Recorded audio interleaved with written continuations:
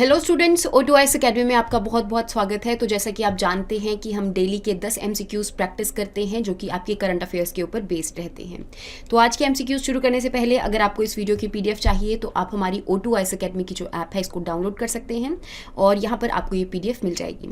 Start करते हैं आज के सबसे पहले क्वेश्चन से, that is related to TADA. तो अगर मैं टाडा एक्ट के बारे में बात करूँ, that is terrorist and disruptive activities prevention act, जो कि हमारे पोस्ट इंडिपेंडेंस यहाँ पर इनैक्ट किया गया था, लेकिन बाद में इसको रिपील कर दिया गया था और अल्टीमेटली यहाँ पर एक नया एक्ट आ गया था, that is UAPA act, that is unlawful activities prevention act.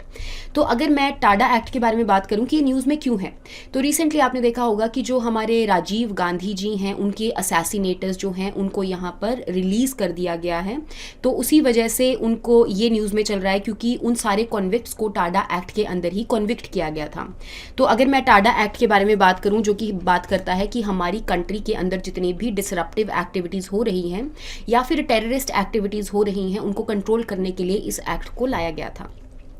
तो इसके अंदर कुछ डेफिनेशन जो है ये प्रोवाइड करी गई थी कि जो टेररिस्ट एक्टिविटीज़ हैं या फिर जो डिसरप्टिव एक्टिविटीज़ हैं उनको डिफाइन किया गया था। तो उसी के रिगार्डिंग यहाँ पे कुछ स्टेटमेंट्स को ऐड किया गया है। आपने इसमें से आइडेंटिफाई करना है कि क्या ये सारी की सारी जो डेफिनेशन है, स्टेटमेंट्स हैं, वो टाडा के अंदर इंक्लूडेड हैं कि नहीं है। जैसे कि अगर मैं बात करूँ कि यहाँ पर टाडा के अंदर डिफाइन किया गया एक्टिविटीज़ को, overawing and threatening government, then is a striking terror in people, alienating a section of people and adversely affecting social harmony. तो ये सारी की सारी जो डेफिनेशंस है वो टाडा के अंदर डिसरप्टिव एक्टिविटीज के लिए इंक्लूड करी गई थी।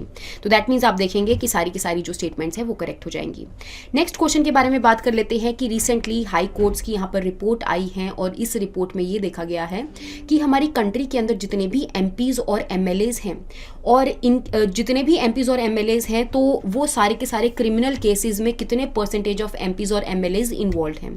तो रिसेंटली इस रिपोर्ट में ये देखा गया है कि 2018 से लेके 2021 तक ये जो क्रिमिनल केसेस हैं MPs और MLAs के अगेंस्ट, ये इंक्रीज किए हैं up to 21%। That means it has not decreased but it has increase. तो फर्स्ट स्टेटमेंट आपकी इनकरेक्ट हो जाएगी। और इवन अगर मैं बात करूं कि इस रिपोर्ट के अंदर ये भी देखा गया है कि हमारी कंट्री में महाराष्ट्र में सबसे ज़्यादा MPs और MLAs के अगेंस्ट जो क्रिमिनल केसेस हैं वो देखने को मिले हैं। तो यहाँ पे वेस्ट बंगाल नहीं आएगा, महाराष्ट्र आएगा। तो दैट मीन्स आपकी जो सेकंड स्टेटमेंट है ये भी इनकरेक्ट हो जाएगी।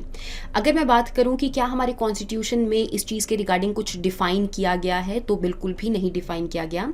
लेकिन आपको एक एक्ट देखने को मिलेगा, that is representation of people's act 1951। इस एक्ट के अंदर ये बोला गया है कि अगर कोई भी MP या फिर MLA जो है उनको 2 साल की सेंटेंस दे दिया जाता है तो वो आगे के लिए इलेक्शंस को कंटेस्ट नहीं कर सकते। लेकिन यहाँ पे आपको देखने को मिलेगा कि उनके रिगार्डिंग जो क्रिमिनल केसेस हैं वो सारे के सारे पेंडिंग रहते हैं, तो इस वजह से वो बार बार आकर कंटेस्ट करने लग जाते हैं इलेक्शंस को। तो दैट मीन्स आप देखेंगे कि दोनों की दोनों जो स्टेटमेंट्स है वो इनकरेक्ट हो जाएगी और आपका आंसर बनेगा नीदर 1 नॉट 2। नेक्स्ट क्वेश्चन के बारे में बात कर लेते हैं। So this is a repeat of question, we will skip this.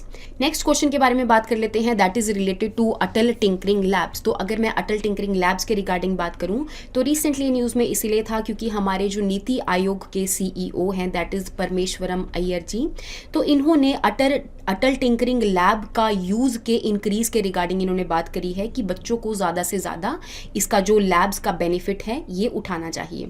तो अगर मैं अटल टिंकरिंग लैब्स के बारे में बात करूं कि ये किस चीज़ के रिगार्डिंग इन लैब्स को ओपन किया गया है, तो जैसा कि आप जानते हैं कि नीति आयोग का एक मिशन है, that is Atal innovation mission, जिसके अंदर नीति आयोग बात करता है कि हमारी कंट्री के अंदर हर एक सेक्शन ऑफ सोसाइटी में इनोवेशन को लाया जाएगा। जैसे कि अगर मैं स्टूडेंट्स के बारे में बात करूं तो स्टूडेंट्स में इनोवेशन लाने के लिए यहाँ पे स्कूल्स के अंदर अटल इनोवेशन लैब्स को खोला जाएगा या फिर अटल टिंकरिंग लैब्स को खोला जाएगा।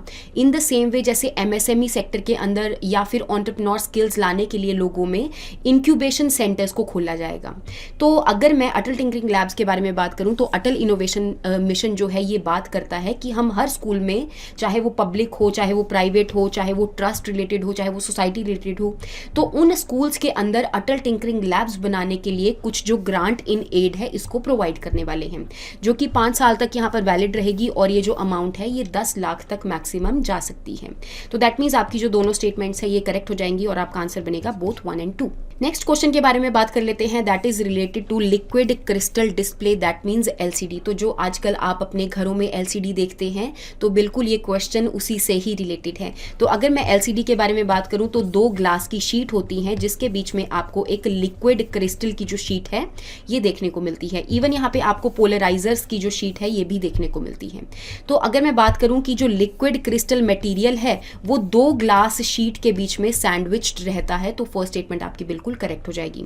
दूसरी स्टेटमेंट के बारे में अगर मैं बात करूं तो ये जो आपके इलेक्ट्रोड्स रहते हैं, इस इलेक्ट्रोड्स के बीच में क्योंकि लिक्विड क्रिस्टल की यहाँ पे आपको शीट देखने को मिलती है, जब हम इसके ऊपर वोल्टेज अप्लाई करते हैं, वोल्टेज का मतलब क्या है कि हमने वोल्टेज अप्लाई की और इस एलसीडी के अंदर जो करंट है ये फ्लो कर गया, क्योंकि आप जानते ही होंगे कि जो वोल्टेज है that is directly proportional to current, that is the Ohm's law, है ना। तो अगर मैं वोल्टेज अप्लाई करने की बात करूं तो जिस टाइम पे वोल्टेज अप्लाई कर दी जाती है उस टाइम पे जो लिक्विड क्रिस्टल के पार्टिकल्स हैं वो इस शीट के वर्टिकली अरेंज्ड हो जाते हैं। लेकिन जब तक मैंने वोल्टेज को अप्लाई नहीं किया है तब तक ये जो पार्टिकल्स हैं लिक्विड क्रिस्टल के, ये यहाँ पर इस ग्लास शीट के पैरेलली अरेंज्ड रहते हैं। तो दैट मीन्स आपकी जो सेकंड स्टेटमेंट है ये इनकरेक्ट हो जाएगी, क्योंकि यहाँ पे बोला है कि विदाउट वोल्टेज ये सीरीज में अरेंज्ड रहते हैं। तो आपका 1 ओनली जो स्टेटमेंट है ये करेक्ट हो जाएगी। नेक्स्ट क्वेश्चन के बारे में बात कर लेते हैं, that is related to competition commission of India. तो अगर मैं कॉम्पिटिशन कमीशन ऑफ इंडिया के बारे में बात करूं तो ये एक स्टैट्यूटरी बॉडी है जिसको एक पर्टिकुलर एक्ट के द्वारा बनाया गया था, जो कि पार्लियामेंट ने 2002 में इनैक्ट किया था। अभी कॉम्पिटिशन कमीशन ऑफ इंडिया किस चीज़ के रिगार्डिंग काम करता है, तो आपने देखा होगा कि यहाँ पे बहुत सारी हमारी कंट्री के अंदर बहुत सारे ऐसे प्राइवेट कंपनीज हैं, देन इज पब्लिक कंपनीज हैं। तो इसके रिगार्डिंग हर एक कंपनी में फेयर कॉम्पिटिशन इंश्योर करने के लिए इस कॉम्पिटिशन कमीशन ऑफ इंडिया जो है इसको यहाँ पर लाया गया था। जैसे कि अगर मैं बात करूँ कि हमारा जो जियो और एयरटेल है, अगर ये दोनों कंपनीज अलग अलग तरीके यूज कर रही हैं और इनका जो बीच का कंपटीशन है वो फेयर नहीं है, तो यहाँ पर जो कॉम्पिटिशन कमीशन ऑफ इंडिया है इनके ऊपर पेनल्टीज वगैरह लगा सकते हैं। तो recently competition commission of India news में इसीलिए है क्योंकि जो NCLAT है that is national company law appellate tribunal है, उन्होंने ओयो की जो अपील है जो कि कॉम्पिटिशन कमीशन ऑफ इंडिया के अगेंस्ट है, इस अपील को एडमिट कर लिया, इस वजह से ये न्यूज में चल रहा है। तो दैट मीन्स अगर मैं कॉम्पिटिशन कमीशन ऑफ इंडिया के रिगार्डिंग दोनों स्टेटमेंट्स के रिगार्डिंग बात करूं तो फर्स्ट स्टेटमेंट आपकी करेक्ट हो जाएगी, स्टैट्यूटरी बॉडी है जो कि एक एक्ट के तहत बनाई गई है। सेकंड स्टेटमेंट है आपकी कि इसके अंदर आपको एक चेयरपर्सन देखने को मिलेंगे और 6 मेंबर्स देखने को मिलेंगे, लेकिन ये जो मेंबर्स हैं इनको प्रेसिडेंट द्वारा अपॉइंट नहीं किया जाता, इनको सेंट्रल गवर्नमेंट द्वारा अपॉइंट किया जाता है। तो दैट मीन्स आपकी जो फर्स्ट स्टेटमेंट है सिर्फ यही करेक्ट हो जाएगी। नेक्स्ट क्वेश्चन के बारे में बात कर लेते हैं, that is related to online bond platforms. तो ऑनलाइन बॉन्ड प्लेटफॉर्म्स ऐसे प्लेटफॉर्म्स हैं जो कि स्टॉक मार्केट के अंदर जितनी भी डेप्ट सिक्योरिटीज होगी, जितनी भी बॉन्ड्स और डिबेंचर्स होंगे, उनको लोगों के लिए खरीदते हैं। लेकिन क्योंकि इनकी जो ट्रांजैक्शंस है बहुत ज़्यादा इंक्रीज हो गई है, तो इस वजह से सेबी ने एक फ्रेमवर्क को लॉन्च किया है जिसके तहत जो ऑनलाइन बॉन्ड प्लेटफॉर्म्स हैं उनको भी रेगुलेट किया जाएगा। तो दैट मीन्स यहाँ पे अगर मैं दोनों स्टेटमेंट्स के बारे में बात करूँ तो ये इलेक्ट्रॉनिक सिस्टम है या फिर ऑनलाइन प्लेटफॉर्म्स है जो कि डेप्ट सिक्योरिटीज को ट्रांजैक्ट करता है। तो फर्स्ट स्टेटमेंट आपकी बिल्कुल करेक्ट हो जाएगी। सेकंड स्टेटमेंट के बारे में अगर मैं बात करूँ तो एक ऑनलाइन बॉन्ड प्लेटफॉर्म जो है जो सबसे पहले बनाया गया था जो कि लोगों के लिए जो बॉन्ड्स और डिबेंचर्स वगैरह को खरीदता था, दैट इज द गोल्डन पाई। तो दैट मीन्स यहाँ पे आपकी दोनों की दोनों जो स्टेटमेंट्स हैं ये करेक्ट हो जाएंगी। नेक्स्ट क्वेश्चन के बारे में बात कर लेते हैं, that is related to liquefied natural gas. तो अगर मैं नेचुरल गैस के सबसे पहले कॉन्स्टिट्यूएंट्स के बारे में बात करूं तो यहाँ पे आपको मीथेन हो गया या फिर मीथेन के साथ ईथेन मिक्स्ड हुई मिलती है। इसके अलावा अगर मैं बात करूं कि अगर इस गैस को मैं बहुत ज़्यादा हाई प्रेशर के अंडर रख देती हूँ, यहाँ पे बहुत ज़्यादा टेम्परेचर को भी डिक्रीज कर देती हूँ, तो उस टाइम पे ये जो गैस है ये लिक्विफाई हो जाती है। दैट मीन्स ये गैशियस फॉर्म से ये लिक्विड फॉर्म में कन्वर्ट हो जाती है।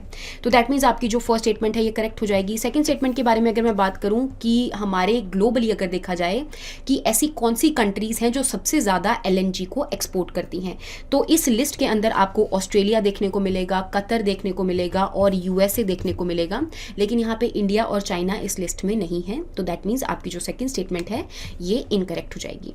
थर्ड स्टेटमेंट के बारे में अगर मैं बात करूं कि LNG जो है जितनी भी यूरोपियन यूनियन के अंदर एक्सपोर्ट करी जाती है, अलग अलग कंट्रीज से यूरोपियन यूनियन में भी जाती है, ऑफ कोर्स यहाँ पे USA भी यूरोपियन यूनियन में एक्सपोर्ट करता है LNG को, लेकिन उस जो यूरोपियन यूनियन में LNG आई है उसमें से भी जो 50% LNG है वो यहाँ पर UK इंपोर्ट करता है और सबसे ज़्यादा यहाँ पे USA इंपोर्ट करता है।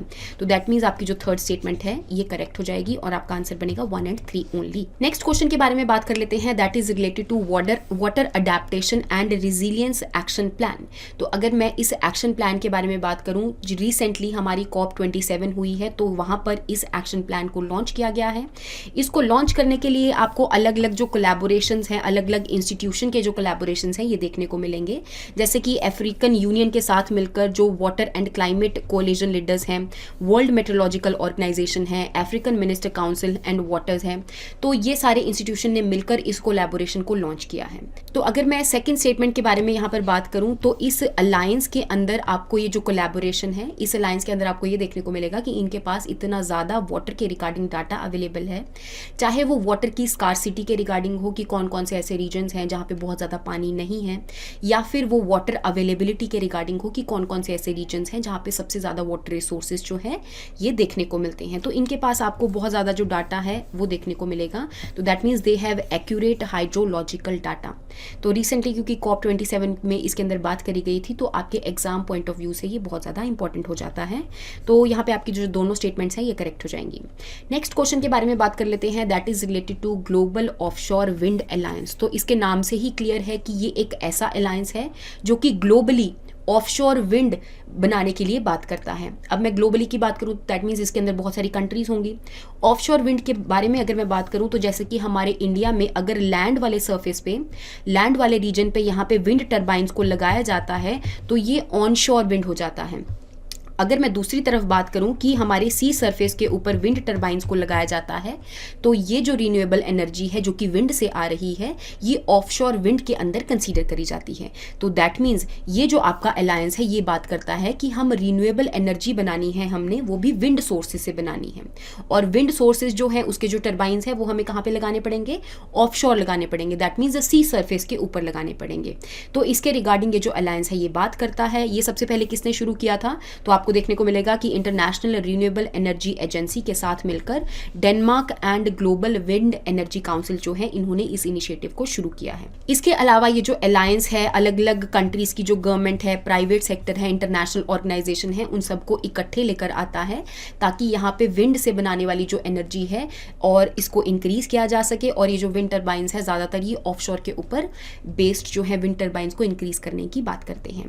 तो आई होप आपको यहाँ तक समझ में आया होगा। यहाँ पे आपकी दोनों स्टेटमेंट्स जो हैं ये करेक्ट हो जाएंगी। तो आई होप समझ में आया होगा। नेक्स्ट क्लास के अंदर हम नेक्स्ट MCQs के साथ मिलेंगे। Thank you so much and have a nice day.